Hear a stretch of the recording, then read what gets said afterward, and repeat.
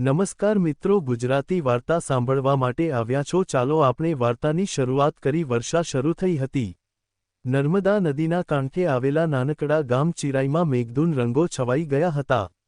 ઠંડા પવનમાં હવા સાથે પ્રેમ પણ વિખેરાઈ રહ્યો હતો। એ જ પળે મેઘાની સામે અચાનક અજય આવી ગયો। મેઘા શહેરમાંથી ગામે ભણવા આવી હતી, એક સાદી, સુંદર અને સ્માર્ટ છોકરી। અજય ત્યાંનો ગામનો યુવાન, મોટો કૃષિ વિદ્યાલયનો વિદ્યાર્થી। બંને વચ્ચે પહેલા થોડું બોલવું, પછી દિલથી જોડાવું, અને પછી પહેલી વરસાદ જેવી જ એક પળ। એ દિવસ યાદગાર હતો। મેઘા છત્રીઓ વગર ઠેરથી ફરી રહી હતી। અજયે પોતાનું શાલ આપ્યું। ભીંજાઈ જશે તો ઠંડા પડી જશો, તે બોલ્યો। મેઘા હસીને બોલી, હું તો અહીંના વરસાદથી પ્રેમમાં પડી ગઈ છું।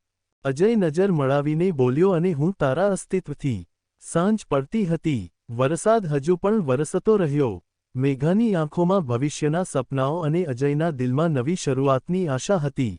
કેટલાક સંબંધો તોફાની પવન જેવા હોય છે, અચાનક આવે અને બધું બદલાવી જાય।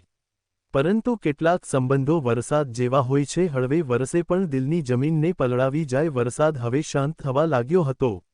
મેઘા અજય પાસેથી શાલ લઈને નરમપણે લપેટી રહી।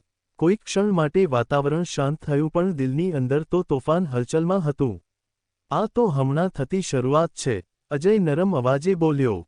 મેઘાએ પૂછ્યું, શરૂઆત શેની? એક નવી મિત્રતાની, અથવા કદાચ કંઈક વધુની? મેઘા થોડું લજાવી ગઈ। શહેરની એક સાવ સરળ છોકરી માટે એ શબ્દો નવી દુનિયા જેવી લાગ્યા। પણ એને પણ સમજાઈ રહ્યું હતું કે એના દિલમાં પણ કંઈક લેતું હતું। થોડા દિવસોમાં અજયે એને ગામની આસપાસ ફરાડાવ્યું, નદીના કાંઠે, ખેતરો વચ્ચે, દેવાલીના શાંત સ્થળે। એ સમય એ બંને માટે ખાસ હતો। અનુકૂળ વાતાવરણ, સહેજ શરમથી ભરેલું પ્રેમ, અને ખૂણામાં સંતાયેલું એક નમ્ર સંબંધ। પણ પ્રેમ ક્યારેક સાવ સરળ ન હોય। શહેરમાંથી મેઘાના પપ્પાનો ફોન આવ્યો, મેઘુ, હવે પૂરતું થયું છે। તું પાછી આવ તુરંત। અમદાવાદમાં તારી જોબ માટે ઇન્ટરવ્યૂ આવી ગયો છે। મેઘાએ આંખોમાં ઝળહળતું સપનાનું પાણી ભર્યું। એ નક્કી ન કરી શકી કે જીવનની તક કેમ સ્વીકારવી અને દિલની તકલીફ કેમ પૂરી પાડવી। અજયે શાંત રીતે કહ્યું, મેઘા, તું તારા સપનાને ન રોક। તું ફરી આવ। શા માટે નહીં? મેઘાએ પૂછ્યું। તું રાહ જોઈ? અજય હસ્યો। હું વરસાદ છું। તારે પાનનો સ્પર્શ જોઈએ ત્યાં વરસી જઈશ। આવી જ સ્ટોરી સાંભળવા માટે ચેનલને સબસ્ક્રાઇબ મિત્રો, ધન્યવાદ।